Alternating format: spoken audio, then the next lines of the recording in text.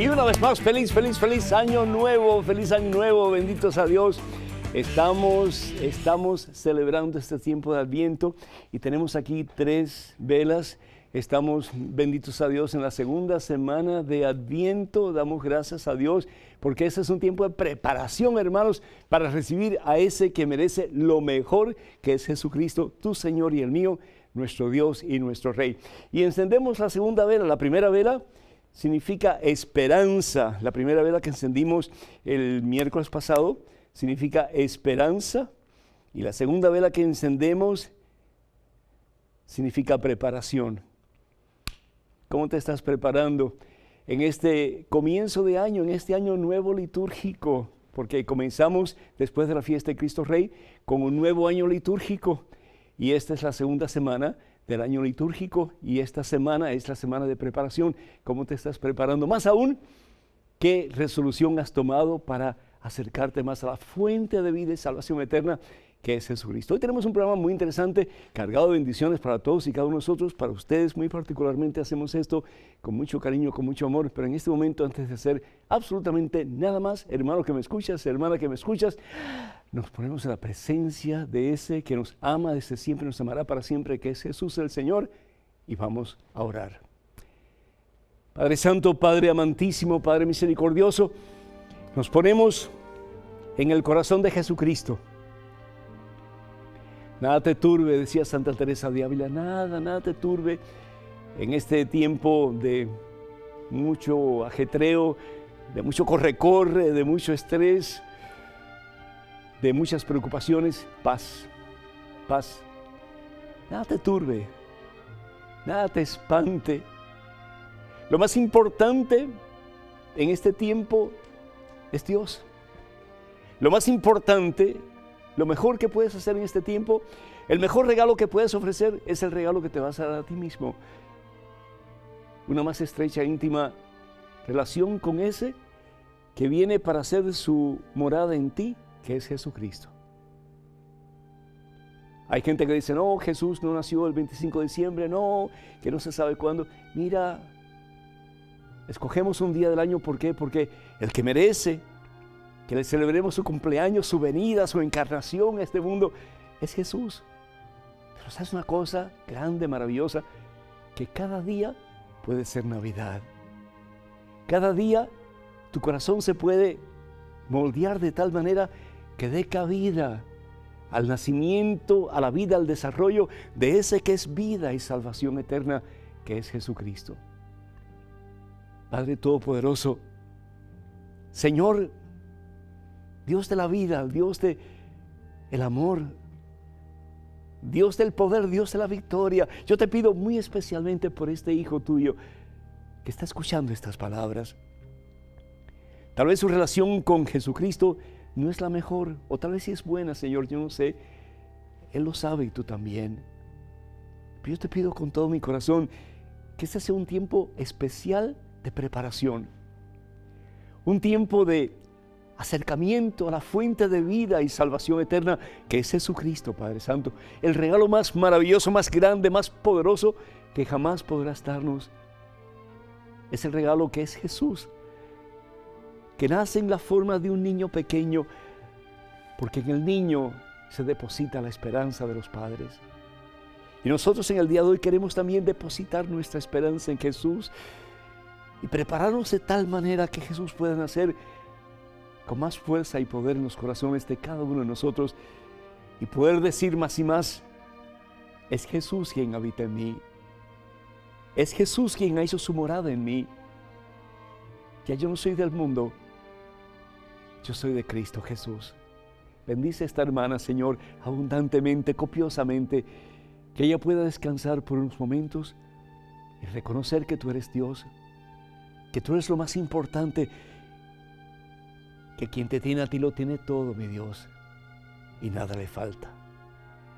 Porque solo tú, mi Dios, solo tú, Jesús, basta.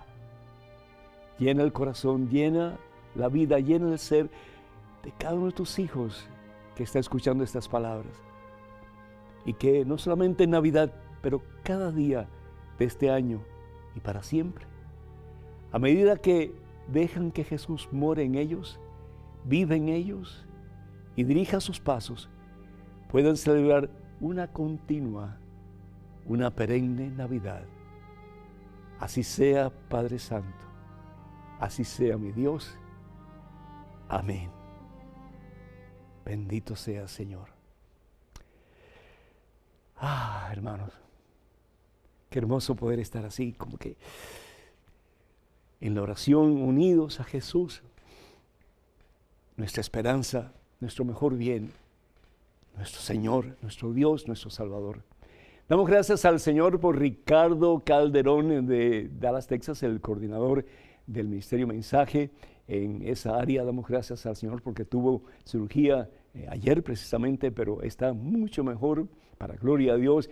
Oramos por ti, Ricardo, oramos por tu total y completa recuperación, también por Camo y por todo el equipo de Mensaje en Dallas, Texas. Damos gracias a Dios por Regina, que está de manteles largos, cumpliendo un año más de vida. Que Dios te bendiga, Regina. Que el Señor te bendiga, Denisita, tú también, que estás pues necesitada de una relación más estrecha con el Señor, que es paz, que Dios te colme de su santa paz. Y a ti, Xiomara, que Dios te sane, y a toda tu familia también, incluyendo a Esther, tu sobrina, que vive en Miami, que Dios les bendiga en superabundancia en este día siempre. Karina Leiva pide por la salud de su papá, quien será operado del corazón, que el Señor sea el cirujano por excelencia, el cirujano de cabecera, y que salga perfectamente bien del quirófano, pedimos al Señor. También por Teresa de Venezuela, que pide por ella, quien acaba de perder a su mamá, caramba, y además pedimos por la conversión de ella y de toda su familia, es decir, que el Señor los bendiga, que cada día se sienta más cerca de la fuente de vida y salvación eterna que es Jesucristo. Pedimos por Luis Ramírez, me pidió que pidiera oración el día de hoy por su hijo que está enfermito, que el Señor lo sane, lo libere a David y lo llene de su santa y transformadora salud. Pedimos por Lourdes Ramírez, que pide por su matrimonio y su familia que se está derrumbando. Jesús está vivo, Lourdes, y con Jesucristo hay poder, hay victoria. Cuando uno tiene una enfermedad terminal, cuando uno le dicen que no hay esperanza, uno busca un médico y otro médico buscando la solución para su problema. No dejes de buscar la solución, y la solución es Jesucristo. Acércate más a la iglesia, habla con un sacerdote de tu confianza y pídele que te ayude para que tu familia se pueda cimentar de verdad en la roca poderosa que es Jesús el Señor. Nelly, de Brasil, está en Seattle, empezó a ver EWTN hace muy poquito tiempo y está aumentando su fe. Pues muchísimas felicidades, Nelly, y sigue escuchando la palabra de Dios a través de EWTN y Radio Católica Mundial. Diego, de Colombia, felicita a este servidor. Gracias, Diego, por los programas, y pide bendición para su familia. Mayor Forero, que el Señor los bendiga en abundancia en este y por siempre, especialmente en este tiempo santo de Navidad. El segundo Ramos, de Perú, pide por su salud y también la de su familia. Que Dios te bendiga, segundo, en abundancia, a ti y a tu familia también. Y Luis Salazar pide por la salud de su mamá María, de Levington, en New York. Y ella mira EWTN todo el tiempo. María, que Dios me la bendiga en abundancia. Y pedimos por toda su familia también. Pedimos por todos aquellos que solicitan oración a través de la página de Facebook de este servidor, que el Señor supla sus necesidades en abundancia y que el Señor los llene más y más de su santa presencia, de su santo gozo, de su santa paz. Amén. Benditos a Dios. En días pasados, hace muy poquito tiempo, el 8 de este mes de diciembre, celebramos una fiesta maravillosa, que es la fiesta de la Inmaculada Concepción de María. La iglesia lo que enseña es que María fue concebida sin pecado original. Imagínense ustedes, es decir, María fue preservada. ¿Por qué? Porque Dios quería que el vientre de María, que el ser de María fuera puro, para recibir en ese vientre, en ese ser, la totalidad de ese que es el puro y el santo, que al fin y al cabo es Jesucristo. La palabra de Dios en el libro de Génesis capítulo 3, versículo 15, nos da una esperanza maravillosa. Es el mismo Dios quien le dice a Satanás: pondré enemistad entre ti y la mujer. Y enemistad no por un tiempecito, pero enemistad siempre. Es decir, no habrá relación en absoluto entre tu persona, Satanás, y entre la mujer que es María Santísima. No va a haber ningún tipo de relación entre ustedes dos, jamás. Por lo tanto, Dios cumple su promesa, y su promesa la cumple desde el momento de la concepción de María, en que ni por un segundo María se hace esclava de Satanás, ni por un segundo María es infectada por el pecado de sus ancestros. En el Salmo 51, versículo 7, la palabra de Dios nos dice: pecador soy desde el vientre de mi madre. ¿Por qué? Porque la cultura judía, la fe judía creía que el pecado original venía a través de la mamá, a través de la madre, que engendraba a su hijo en su vientre. En el caso de María, Dios es el que impide que el pecado, la contaminación del pecado pueda en ninguna forma afectar a María. ¿Por qué? Porque Él ha prometido que Satanás y la mujer estarán completamente separados. Pondré enemistad entre ti y la mujer. Y es el Papa Pío IX, en el mes de diciembre 8, por cierto, de 1854, en que declara como dogma oficial de la Iglesia, como materia de fe que tiene que ser creída por todos los católicos, que María Santísima, desde el momento de su concepción, María Santísima fue libre de pecado, inmaculada, pura, santa para gloria a Dios. Otra celebración que estamos ya por compartir, por celebrar, es la celebración de Nuestra Señora de Guadalupe, que ya se avecina este próximo 12 de este mes de diciembre. Y fue realmente en el año 1531, un 12 de diciembre, cuando María, bajo el título Nuestra Señora de Guadalupe, aparece por última vez a Juan Diego. La palabra Guadalupe significa, y la traducción pues más cercana es la mujer que aplasta la cabeza de la serpiente, la mujer que aplasta la cabeza de la serpiente. Bendito sea Dios. ¿Y quién es esa que aplasta la cabeza de la serpiente? Es María Santísima, no por mérito propio, sino que con el poder y la fuerza de su Hijo, nuestro Señor Jesucristo, que es el que de verdad aplasta a Satanás y vence sobre Satanás, vence sobre la muerte y vence sobre el pecado. María Santísima nos dice, a través de sus múltiples apariciones, que tú y yo podemos hacer lo mismo, que tú y yo podemos vencer el pecado, que tú y yo podemos aplastar la cabeza de Satanás, y que tú y yo en Cristo Jesús ya tenemos victoria. Y María Santísima en el Evangelio según San Juan, capítulo 2, versículo 5, reitera que para poder hacer eso que ella nos pide, que es vencer al enemigo, no tener amistad con el enemigo, es haciendo todo lo que Él nos pide. Haciendo todo lo que Él nos pide. Y nos dice la palabra de Dios que si nosotros estamos dispuestos a someternos a Jesús y hacer todo lo que nos pide Jesús, entonces con María Santísima vamos a poder decir, como dice ella en el Evangelio según San Lucas, capítulo 1, versículo 46, mi alma proclama la grandeza del Señor y mi espíritu se goza. Mi espíritu se goza en el Dios que me salva. ¿Por qué? Porque solamente en Dios hay verdadero gozo. Solamente en Cristo hay verdadera victoria sobre el mal. Y solamente con Cristo un día vamos a tener la vida eterna, la vida que María está disfrutando y a la cual nos invita a ti y a mí a participar en su Hijo, nuestro Señor Jesucristo. Qué hermoso, hermanos. Qué esperanza más maravillosa. Preparémonos para ese encuentro. No solamente en la Navidad, pero cada día de nuestra vida, que puede ser una Navidad, y hasta que podamos disfrutar de la verdadera Navidad, llenos de la presencia de Jesús, en su presencia en el cielo. Me gustaría muchísimo que nos llamen. El teléfono en Estados Unidos es el 1-800-221-9460. Repito, 1-800-221-9460.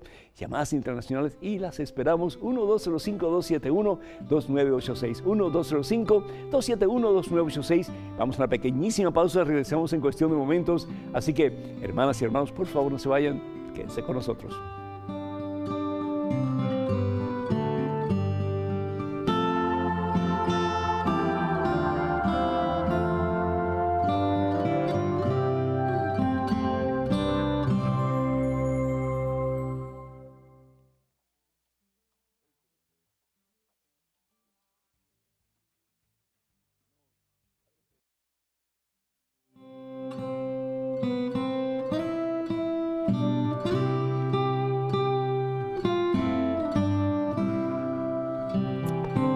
Preparémonos para el gozo, hermanos, de tener a Jesús, pero muy dentro de nosotros en este día y cada día de nuestra vida. Quiero, y se me había olvidado, de pedir al Señor muy especialmente por un amigo, por Roberto Salinas de Nicaragua, que ha estado un poco malito, que el Señor le bendiga a él y a su esposa, María Leonor, y que tengan pues una muy feliz Navidad. Dios les bendice. Tenemos en estos momentos una llamada desde Washington, capital de Estados Unidos, de José. José, ¿me escuchas? Sí, Que Dios te bendiga, José. Bienvenido al programa. Adelante, por favor. igual, padre. La pregunta mía era, padre, porque como en las películas o en novelas se ven gente orando y la verdad que parecen iglesias esos lugares. Sí. Yo quisiera saber, ¿la Iglesia Católica tiene que ver en eso, presta las iglesias para eso o son iglesias que ellos tienen ya? Puede ser que sean iglesias que la iglesia católica presta, siempre y cuando pues la trama sea más o menos de acuerdo con lo que enseña la fe, ¿verdad? Es decir, el casarse por la iglesia, el tener el sacerdote que bendice la unión entre dos personas, etc. Así que puede ser que el obispo dé permiso para que se filme esa parte en la iglesia. Otras veces son, pues, cosas ficticias. Por ejemplo, lo que tenemos aquí, ustedes ven todo esto tan bonito, árboles, etcétera, pero realmente se ha puesto junto para crear un ambiente navideño. Pero, es decir, es una cosa ficticia.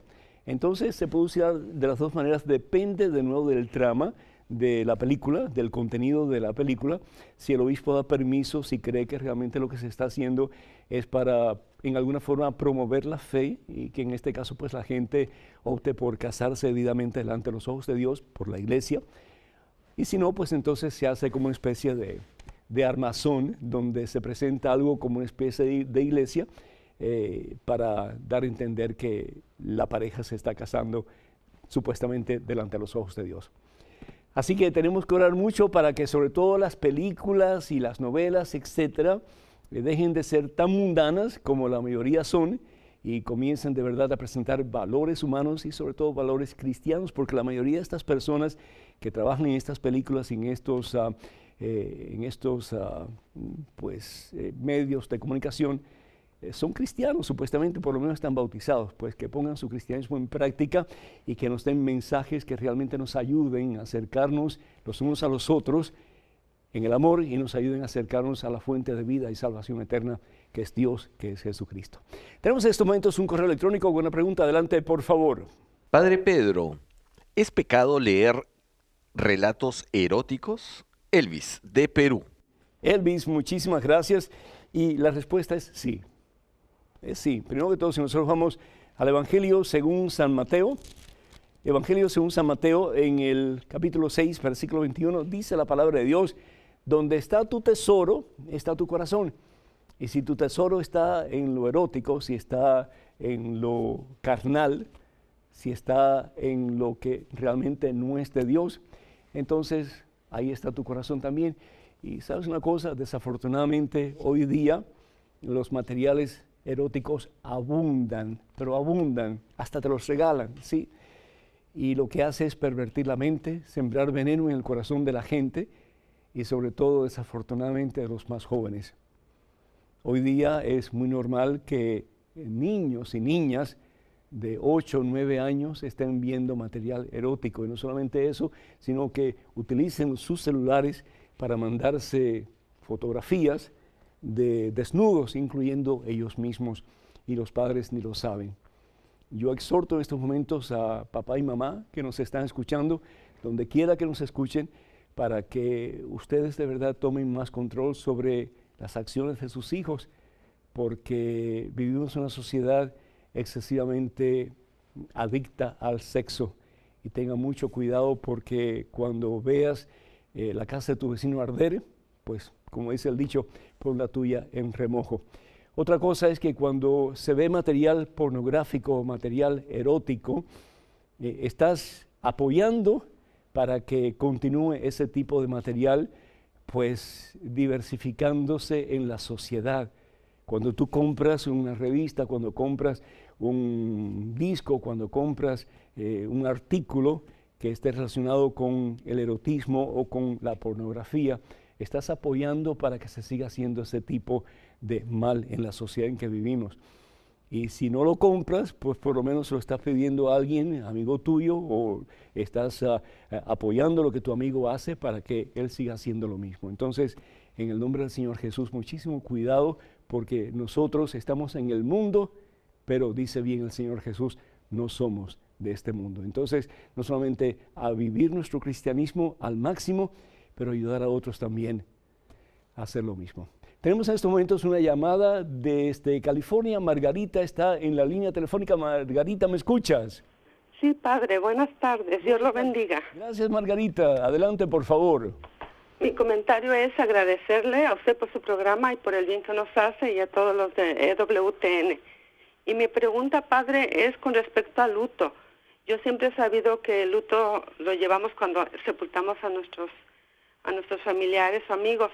Y una persona dice que si no se lleva el luto, uno puede atraer cosas negativas para nosotros, pero también el luto se utiliza para las cosas malas. Entonces yo quiero que usted fuera tan amable de responderme. Con todo gusto, Margarita. El luto lo llevamos porque sentimos dolor de la ausencia física de esa persona, y está bien, pero también dice la palabra de Dios que nuestro luto no dure mucho tiempo. ¿Por qué? Porque eso implica que no tenemos fe en lo que el Señor Jesús dice en el Evangelio según San Juan, en el capítulo 11, versículo 25, donde Él dice, yo soy la resurrección y la vida. Yo soy la resurrección y la vida. El que cree en mí, aunque muera, vivirá. El que vive y cree en mí, no morirá para siempre. Es decir, Jesús es el puente entre nosotros y el Padre. Él es el camino entre nosotros y el Padre. Evangelio según San Juan, capítulo 14, versículo 6. Y si creemos eso, entonces claro que vamos a sentir dolor. La palabra de Dios también nos dice en el Evangelio según San Juan, en el capítulo 11, que Jesús lloró. ¿Por qué? Porque Lázaro, su amigo, había muerto. Jesús en su naturaleza humana sufre el dolor de la ausencia de un ser querido. Pero al mismo tiempo Jesús nos invita a ir mucho más allá de la muerte física del ser querido y a creer que la muerte no es el fin. La muerte es el principio de la vida eterna. Hay personas que dicen, como bien tú dices, Margarita, que dicen que si no se hace el luto, que va a causar problemas al difunto. Eso es mentira. Eso es antibíblico. Es decir, tú puedes tener luto o no puedes tener luto. Yo cuando mis padres murieron, no tuve luto por ninguno de los dos.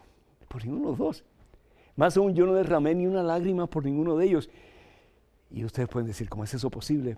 Es que yo sentía, y lo siento todavía en mi corazón, que yo le di a mi padre y a mi madre lo mejor que yo pude darles cuando estaban vivos en este mundo.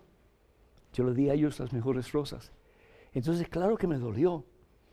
Y claro que yo siento la ausencia física de sus vidas. Pero doy gracias a Dios, porque yo sé que está en las mejores manos, en las manos de Cristo Jesús, quien las extendió un día por amor a ellos, y que un día pronto yo voy a reunirme con ellos, y juntos vamos a alabar y bendecir y glorificar para toda la eternidad el santo nombre de Dios. El luto es bueno porque es una expresión de amor por esas personas que físicamente ya no están. Pero el luto es malo si ponemos nuestro énfasis en la ausencia física de ellos y no reconocemos que están en las manos de ese que nos dice que es resurrección y vida, que es Jesucristo. Tenemos en este momento otro correo electrónico con otra pregunta. Adelante, por favor. Padre Pedro, quisiera saber cuál fue la maldición de Cam y por qué lo maldijo Noé, y cuál es la descendencia de Cam. Gracias por su respuesta. María José Lombardo. María José, Dios te bendice. Tenemos que ir al Génesis, del capítulo 9, versículo 18 al 27.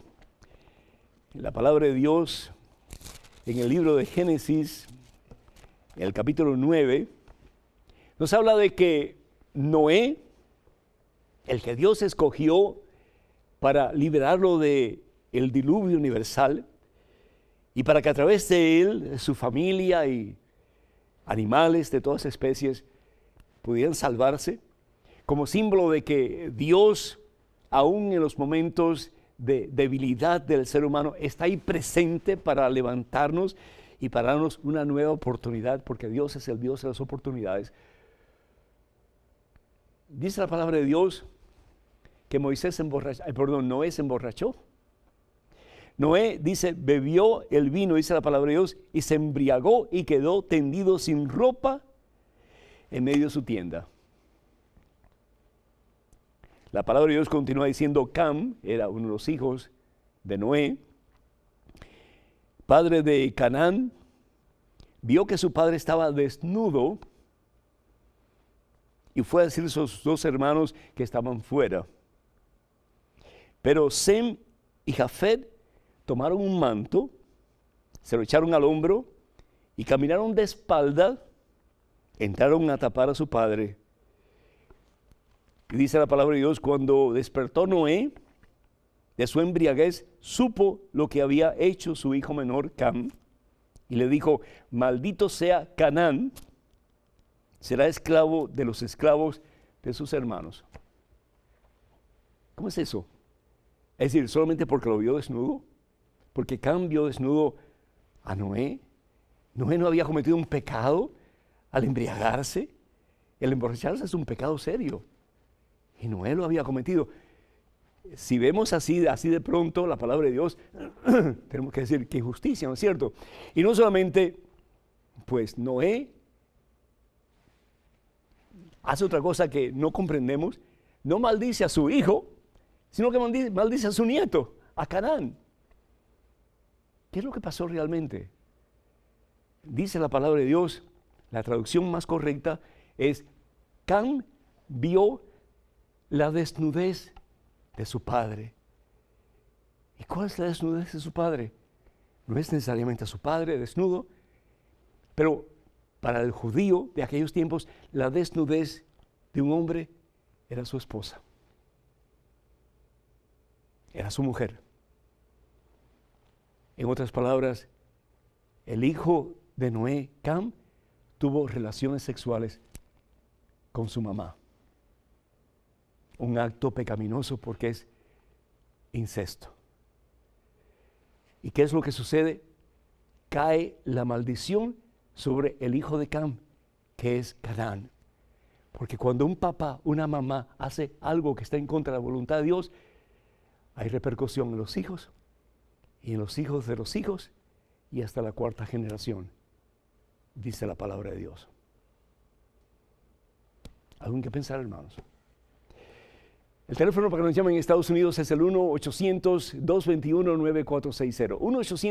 1-800-221-9460. Llamadas internacionales, por favor, marquen el número 1-205-271-2980. 1-205-271-2980. Vamos a una pequeñísima pausa. Regresamos en cuestión de momentos, así que por favor no se vayan.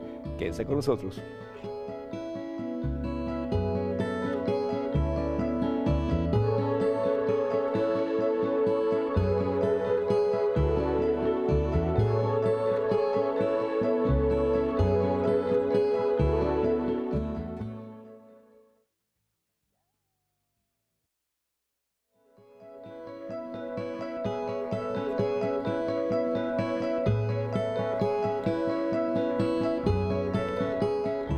Mi alma proclama la grandeza del Señor, mi espíritu se goza en el Dios que me salva. Que pudiéramos decir eso más y más, como María Santísima, toda tuya, Señor, toda tuya. Soy tu esclavo, tu esclava, para toda eternidad.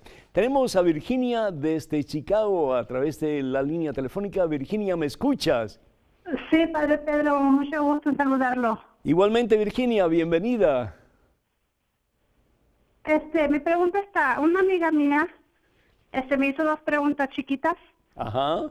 que le dijeron que es malo tener la vela encendida para su papá que murió hace 1 año o 2 años. Le Ajá. dijeron que era malo eso. ¿Por qué? Y la otra, ¿Por qué? y ¿Por la qué? ot- ¿Mande? ¿Por qué, Virginia? ¿Por qué le dijo que era malo? O su abuelita le dijo que eso era como mala suerte o que no estaba bien que le pusiera la vela encendida. Es decir, todos los días. es superstición. ¿Qué significa la vela encendida? ¿Por qué encendemos velas en las iglesias? ¿Por qué encendemos vela en la casa? La vela es símbolo de la presencia de Dios, la presencia de Jesús. Jesús dice en el Evangelio según San Juan, en el capítulo 8, versículo 12, yo soy la luz del mundo. Yo soy la luz del mundo, dice el Señor Jesús. Jesús les habló de nuevo diciendo, yo soy la luz del mundo. El que me sigue no caminará en tinieblas, sino que tendrá luz y vida. Es decir, cuando encendemos una vela, ya bien sea en el templo o ya bien sea en la casa, lo que estamos es pidiéndole al Señor Jesús que se haga presente en ese momento de oración que estamos teniendo por alguien en particular, ya bien sea por nosotros o por cualquier otra persona. Entonces, el tener una vela encendida cuando pedimos por una persona en particular, ni te va a traer mala suerte, ni es decir, nada que tenga que ver con superstición. Es decir, estamos invocando la presencia de Jesús, la luz del mundo, en nuestras vidas. ¿Tienes otra pregunta? Adelante, por favor, Virginia. Otra me hizo la misma amiga la misma pregunta, que por qué sabemos que Dios es bueno y misericordioso, Ajá. que por qué cuando tuvieron la guerra de los ángeles en el cielo, ¿por qué los mandó a la tierra y por qué no los mandó para otra parte? Porque desafortunadamente tenemos libre albedrío, tenemos libertad para escoger y Dios nos muestra 2 caminos y esto lo encontramos en uno de mis pasajes favoritos, Deuteronomio capítulo 30, versículo 19, donde el Señor dice, delante de ti presento el bien y el mal, la vida y la muerte. Es decir, si nosotros no tenemos la posibilidad de escoger, seríamos como máquinas, seríamos como robots. Entonces, en la misma forma en que los ángeles caídos tuvieron la oportunidad de escoger el mal cuando ellos pudieron haber escogido el bien, nosotros también tenemos la oportunidad de escoger el bien, que es Jesucristo, o el mal, que son los ángeles caídos, que al fin y al cabo es Satanás y sus secuaces. Entonces, precisamente en este tiempo de Adviento, el Señor nos pide, a través de María Santísima, a través de los santos, a través de la historia, que nos fijemos en ellos y que siguiendo el ejemplo de ellos, también nosotros podamos decir, todo tuyo, Señor, todo tuyo, para siempre tuyo. Amén. Tenemos en estos momentos otro correo electrónico con otra pregunta. Adelante, por favor. Hola, padre. Un sacerdote de mi parroquia nos decía a los fieles que nosotros, los laicos, podemos bautizar a otros. ¿Tenemos los laicos ese poder? ¿Y cuál sería la fórmula? Un abrazo, Pablo de Corrientes, Argentina. Pablo, ante todo, el poder bautizar no es cuestión de poder, o más poder o menos poder, es la autoridad que Jesús le da a sus más cercanos discípulos, que son sus apóstoles, y ellos, a través de la imposición de manos, pues a sus sucesores, que son los obispos de hoy día, y también pues los presbíteros o sacerdotes que actúan en conexión con los obispos. Cuando hablamos de bautismo, estamos hablando en este caso de 2 tipos de bautismo. El bautismo condicional, en que cualquier laico, cualquier persona bautizada puede, en caso de emergencia, en caso de peligro de muerte, puede bautizar a una persona moribunda, si no hay un sacerdote que pueda asistir a esta persona. Y todo lo que tiene que hacer es usar un poco de agua, si es posible agua bendita, y usar la fórmula trinitaria, que es yo te bautizo en el nombre del Padre, del Hijo y del Espíritu Santo. ¿Y por qué la fórmula trinitaria? Porque esa es la fórmula que Jesús le da a sus discípulos. Evangelio según San Mateo, capítulo 28, versículo 19, en que el Señor Jesús, ya cuando estaba listo para ascender al cielo, se reúne con sus discípulos y le dice lo siguiente: todo poder, toda autoridad se me ha dado en el cielo y en la tierra. Vayan pues y hagan de todos los pueblos mis discípulos. Bautícenlos en el nombre del Padre y del Hijo y del Espíritu Santo. Esa es la fórmula que tenemos que usar. Ahora, si la persona muere, pues ya está bautizada. Y la iglesia lo enseña de esa manera. Si la persona pues se pone bien, si la persona sale de peligro eminente de muerte, entonces la persona tiene que pasar por un proceso de formación teológica y pastoral, bíblica, en que esa persona se prepara para conscientemente recibir a Cristo Jesús como su Señor y como su Salvador en el sacramento del bautismo, que realmente sería el que sería reconocido por la iglesia, ya que el otro, el condicional, sería nulo. Entonces, este sería el único bautizo que recibe la persona. También, si vamos a la carta de San Pablo a los Romanos en el capítulo 6, vemos que es a través del bautismo que somos injertados en Cristo Jesús.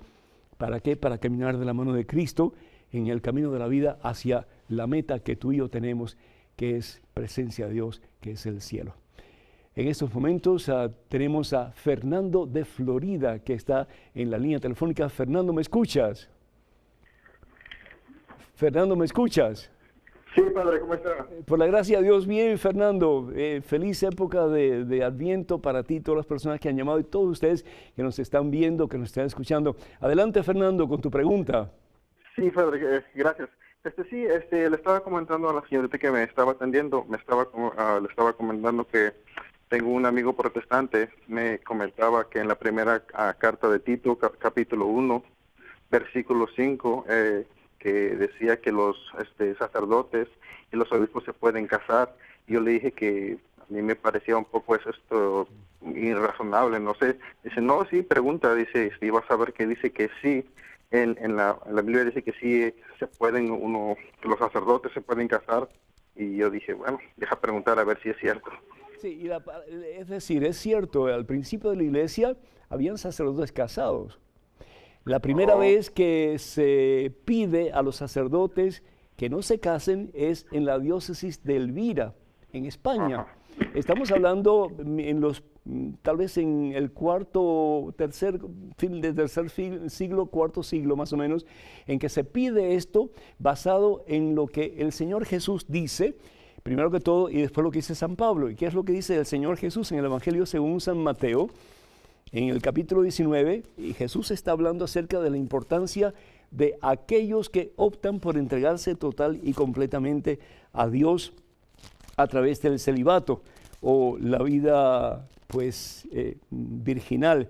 Dice la palabra de Dios, hay hombres, y esto es el capítulo 19, versículo 12, hay hombres que han nacido eunucos, es decir, que no pueden tener relaciones sexuales, son impotentes. Hay otros mutilados por los hombres, es decir, castrados. Y dice el Señor Jesús, y hay otros todavía que se han hecho tales por el reino de los cielos.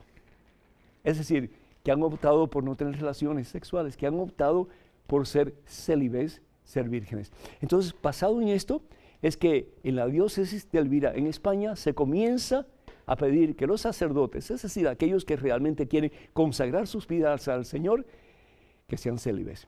Y si vamos entonces a la primera carta de San Pablo a los Corintios, primera carta de San Pablo a los Corintios, en el capítulo 11, tenemos algo muy hermoso y ojalá que lo puedas leer cuando tengas tiempo, pero dice la palabra de Dios, vamos al capítulo 7 mejor.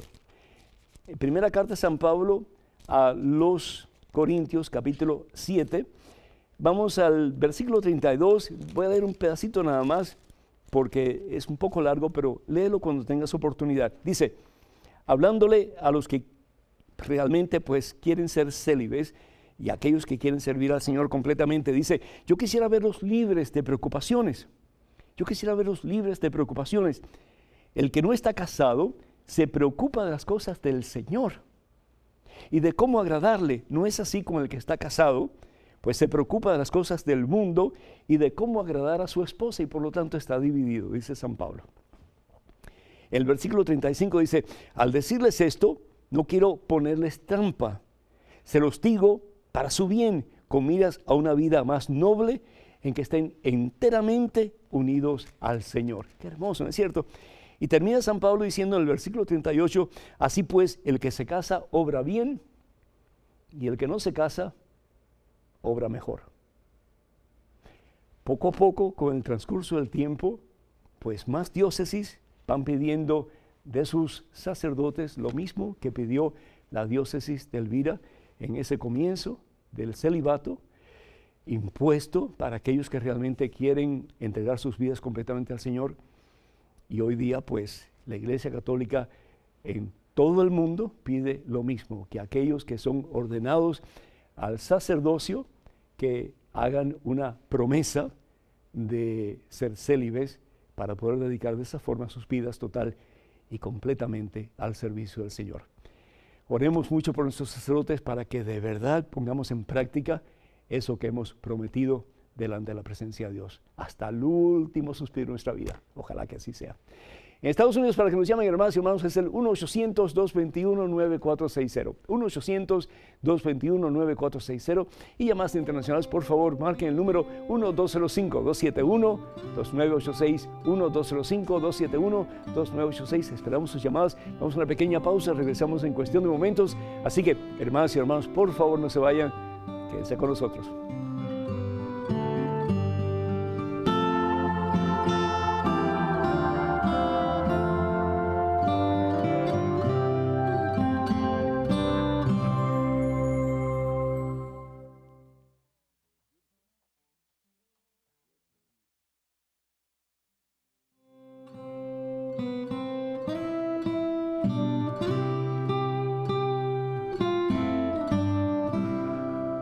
Gloria al Rey de Reyes y Señor de Señores. Encamínanos, mi Dios, en este santo tiempo de Adviento, en el camino de la victoria, para tener una relación cada día más íntima y estrecha con Jesús, nuestra esperanza y nuestra vida.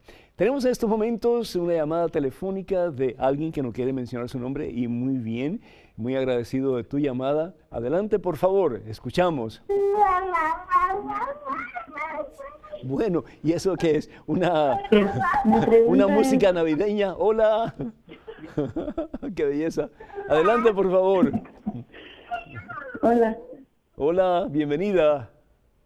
¿Cuál es tu pregunta? Mi pregunta es, ¿qué puedo hacer con mi esposo si él le gusta mucho pornografía?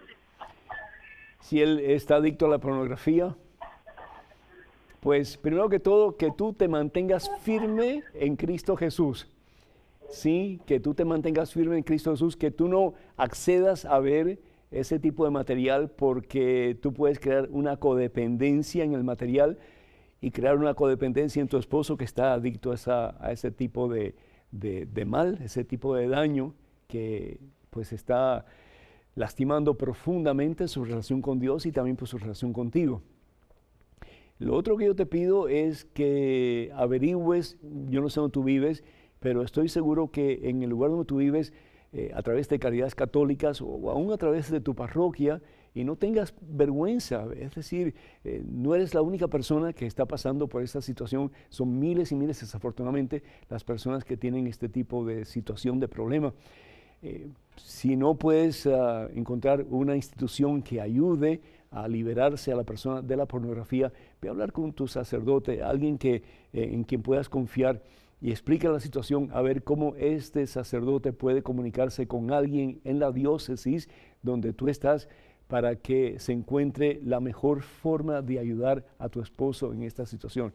Yo estoy seguro que tu esposo quiere salir de esta situación que lo tiene apresado, porque ninguno de nosotros nos gusta estar encadenados, queremos ser libres, pero desafortunadamente tomamos decisiones incorrectas y caemos en una prisión de la cual sentimos que no tenemos salida. Y si hay salida, y la salida es Jesucristo, Jesucristo no está muerto, Él está vivo, y con Él hay esperanza y hay victoria. Entonces, tú primero, cimentado en Cristo Jesús, que tu oración cada día sea más fuerte, tu relación con el Señor cada día sea más fuerte, ve a la iglesia lo más que puedas, a recibir la Santa Comunión, a confesarte cuando sea necesario, y a buscar ayuda, porque el que busca, encuentra, dice el Señor Jesús en el Evangelio según San Mateo, capítulo 7, versículo 7. Así que en vez de desilusionarte, cruzar tus brazos y decir, no puedo hacer nada, no, busca Y acuérdate que Jesús te va a ayudar a encontrar la solución para tu esposo y vas a tener tú y tu familia victoria. El Señor lo promete. Hechos capítulo 16, versículo 31. Si tú crees en Jesús, si te afianzas en Jesús,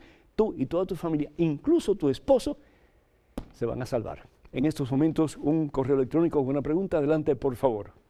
Padre Pedro, quisiera preguntarle sobre el diaconado permanente.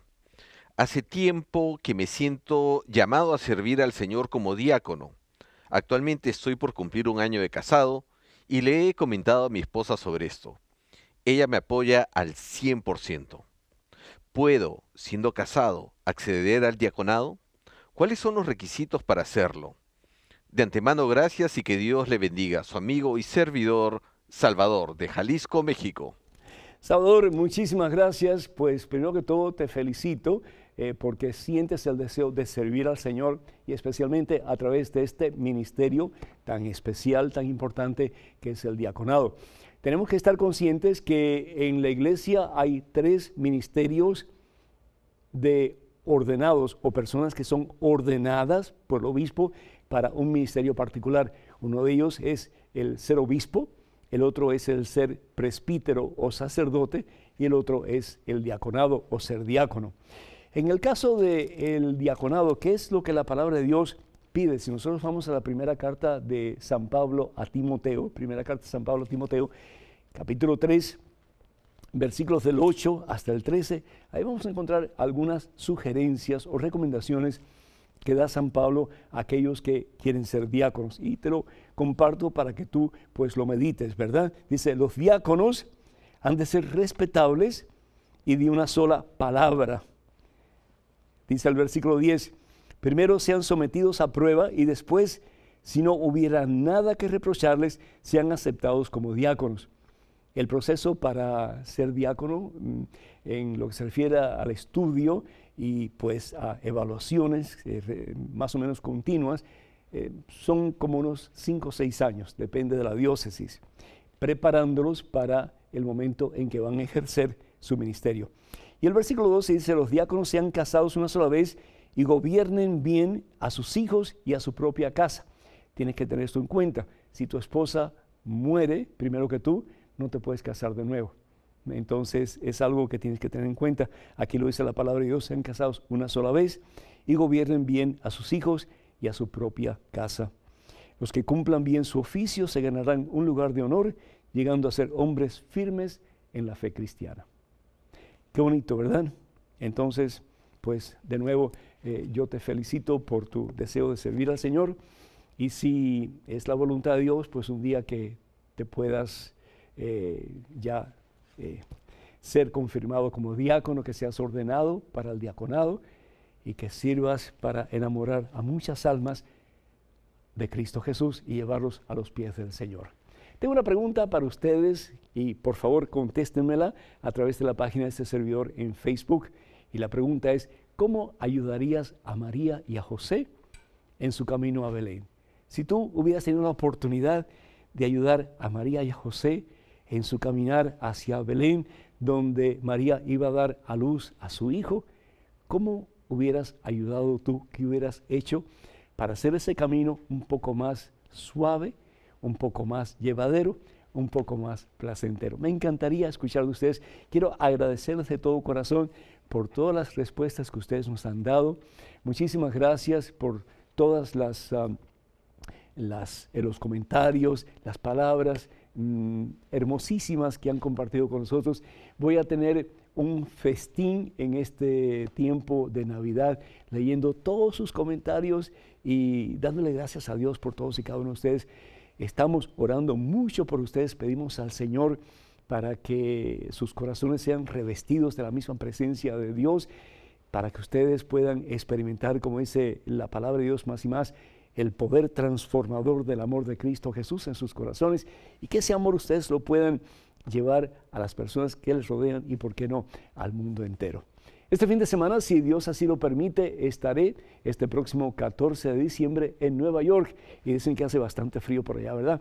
Vamos a estar en lo que se conoce como el Domingo de Milagros, con los misioneros de Jesús, con el hermano Neil Vélez y los misioneros de Jesús. Para más información al respecto, me encantaría verlos. Si ustedes están en el área de New York, por favor, contáctense con Miladis Espinal. Miladis Espinal al teléfono 917-648-5262. Repito, 917-648-5262. Hermanas y hermanos, el tiempo se nos ha terminado, pero le pedimos al Señor que nos siga dando fuerza, poder de su Espíritu Santo para vivir a plenitud estos días de Adviento, para que tú y yo podamos tener más y más palpablemente, poderosamente, una Navidad el día 25 y cada día de nuestras vidas. Nos gustaría que nos escribieran con sus preguntas, porque ustedes son parte importantísima de este programa y son sus preguntas muy valiosas para que podamos responderles a través de este programa. Escríbanos por favor a padrepedro@ewtn.com. padrepedro@ewtn.com. Les damos las gracias por este tiempo, este año 2014, en que ustedes han apoyado este programa, han apoyado este ministerio de WTN y Radio Católica Mundial. Les pedimos que sigan orando por nosotros para que podamos seguir como instrumentos fieles en las manos de Dios, llevando su palabra hasta los confines de la tierra. Y pedimos pues encarecidamente por sus donativos, porque es muy caro este ministerio, para que juntos, poniendo nuestros granitos de arena, podamos hacer de este mundo un mundo maravillosamente fabuloso para el Señor, mundo donde realmente reine la paz y el amor y la presencia de Cristo Jesús, a medida que este mundo se convierte de verdad en su reino y Él en nuestro Señor. Que el Señor los bendiga, el Señor vaya con ustedes, detrás de ustedes, sobre ustedes y delante de ustedes para protegerles, para guiarles y para llenarles de su santa presencia, en el nombre del Padre, del Hijo, del Espíritu Santo. Amén. Hermanos y hermanos, vayan con Dios. Dios siempre irá con ustedes. Que pasen un día muy feliz y hasta el próximo miércoles. Dios mediante.